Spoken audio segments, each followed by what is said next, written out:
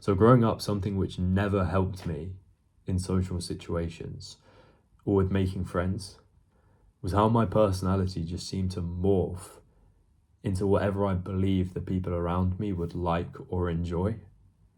It's like I was a different person from one group to the next, but it never felt like this is who I really am. It'd always be things like laughing a little bit too hard at jokes that I didn't find funny, pretending to be interested in things that I don't really care about just because the group is, or sometimes just not saying anything at all. I could literally go hours in a group situation, just sat there in silence, not contributing. And that never felt good, because I'd always be painfully aware of the fact that I hadn't said anything, but was it worth the risk of making a joke that no one laughs at, or bringing up a topic that the group kind of just hates on me for? Is that worth the risk, or should I just shut the hell up and not say anything? And this is all textbook people-pleasing behavior. It felt like over time, I just, like all throughout my teenage years, I was conditioned into like not taking any risks, just keeping the peace, because at least if I'm coming across as boring, well, that's not necessarily a good thing. People aren't going to hate me. People aren't going to attack me.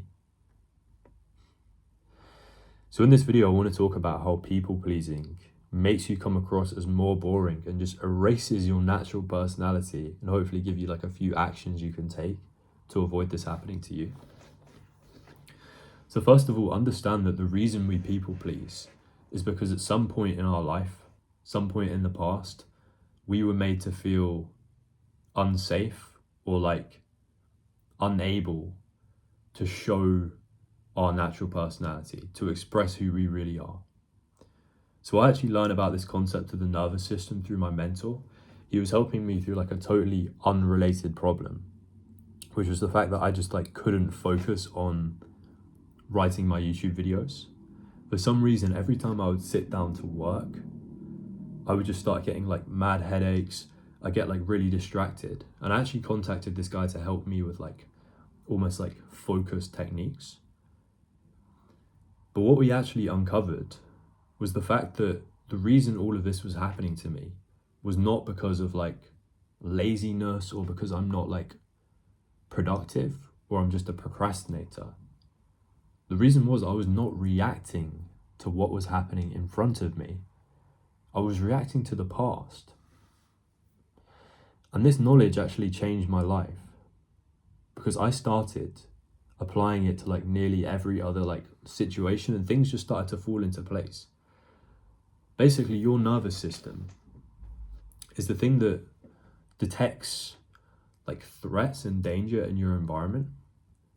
So when we experience things like anxiety, that's our nervous system's way of like letting us know we might be in danger right now. We might need to like run, like fight or flight. But oftentimes in this modern world, our nervous system is almost too sensitive to danger. It's so sensitive to danger that the danger might not even be there. So what I realized was happening to me was like, there were so many times that I'd like forced myself through like difficult work that just felt awful and I was getting burnt out. So many times I forced myself through that. My nervous system started to like anticipate danger and pain. Like even like as I just sat down in front of my laptop, like I hadn't even written a word. All of this seems probably kind of like unrelated, but I realized the same thing was happening with my social life.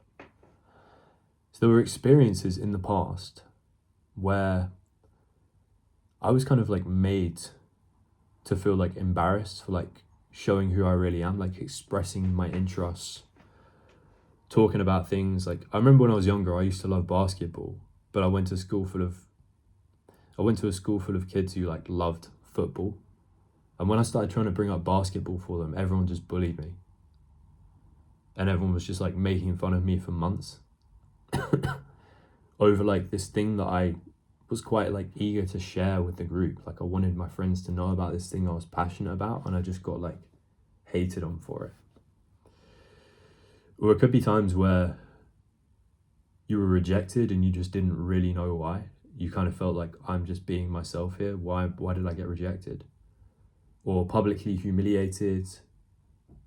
Any kind of like traumatic experience. Your nervous system like holds onto this and almost like stores it up as like evidence that if I don't like contain my personality, or if I'm not careful around other people, this is what's going to happen to me. So this is what I mean when I said we're often not reacting to what's happening in front of us. Like when I'm around groups of people and I start feeling anxious, it could be a completely new group of people. Can I really say I have a reason to be anxious? Because I don't know these people. I don't know if they're like good people or bad people. I can't say. But the reason I start feeling anxious is because my body and my nervous system is sensitive and it's reacting to a past situation. It's telling me there's danger here. And this is what happens with people pleasing. This is the cause of people pleasing. Because it's all about like weighing up risk, isn't it? It's like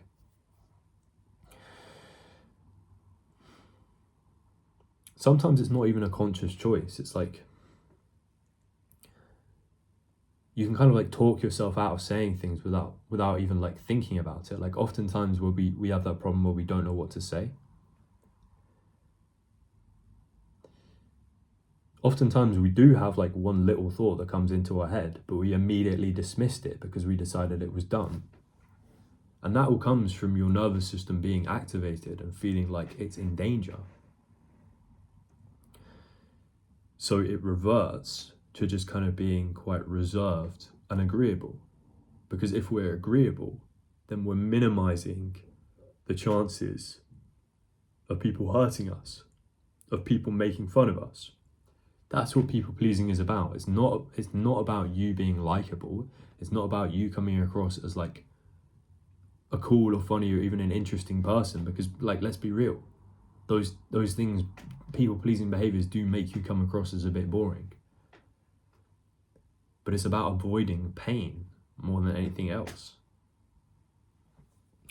So yeah, another thing that I'll mention is when your nervous system is activated, when you are sensing danger, your brain is actually rerouting things that you would use in a conversation, like humor, creativity, stories, memory, all the things that make a good conversation. When you can't think of what to say next, that's not because like you're awkward or anything like that. It's because you simply don't feel safe right now. And your brain is like rerouting like the parts of your brain responsible for like conversation away, and only prioritizing the things that are like there to keep you alive in a potentially dangerous situation. So it actually makes it harder for you to like have a conversation. And it makes you come across as like more boring and muted. Like this is how it kind of kills your personality. You become this more boring, safe, muted version of yourself. So in terms of how we can turn this around, we've already just done step one, which is becoming aware of these patterns. Because I don't know about you, I still experience these like people-pleasing tendencies sometimes. But I can be pretty confident that like the reason I'm doing it isn't rooted in like my current reality. I'm doing it because I'm reacting to like old fear. I'm still scared of that like rejection, that humiliation that I felt in the past. But by acknowledging that, I'm able to separate what happened back then from right now. Like just because this happened back then, I can't like logically I can't say this will happen now. So almost like separating those two experiences, becoming conscious of these patterns, that's like really effective in itself. But the second thing I'm going to tell you is just start experimenting in small ways of how you can take up more social space.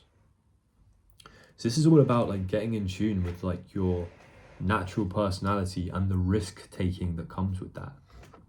Because we're supposed to be like throwing bits of our own personality into conversations.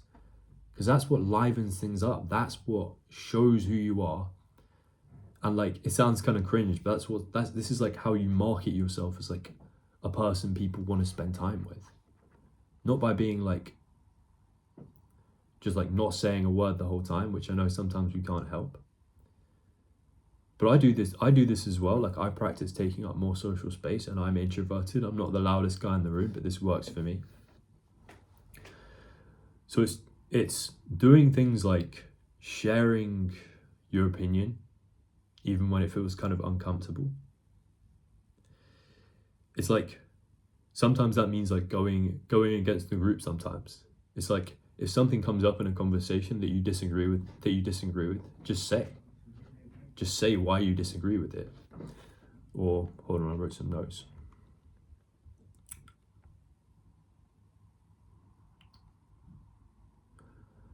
Hold on. Yeah, if you have an opinion, it's as simple as sharing it. Like we can do this in a small way in the beginning. We don't have to give some like really controversial opinion. It can just be an opinion on like a food you like, or people are talking about a movie. If you didn't like it, say why, share your opinion.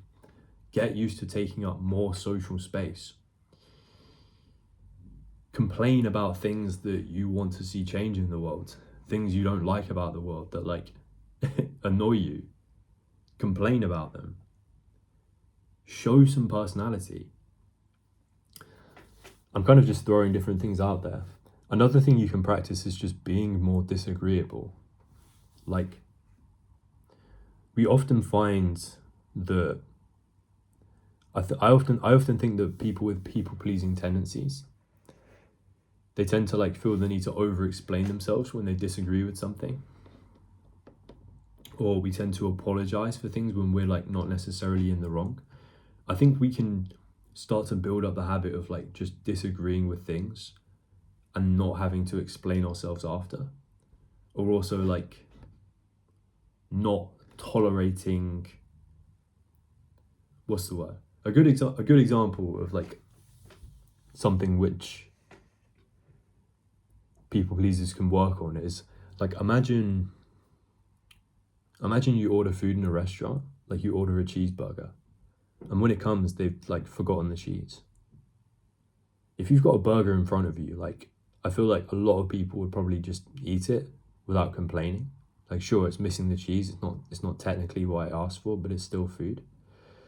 Those are the opportunities you need to take, like these small like opportunities for like taking more risks, actually being like a bit more disagreeable. Like small things like that you shouldn't just let sit. Like you ordered the cheeseburger, so you should get what you ordered. Kind of like making like a little bit of a fuss. Like it's just things like that, like learning to take up more social space, like being a bit more like risk taking. And again, this is kind of a skill that comes with time, but yeah, I think I'll end the video here. Hopefully you got some value out of this, and I'll see you in the next one.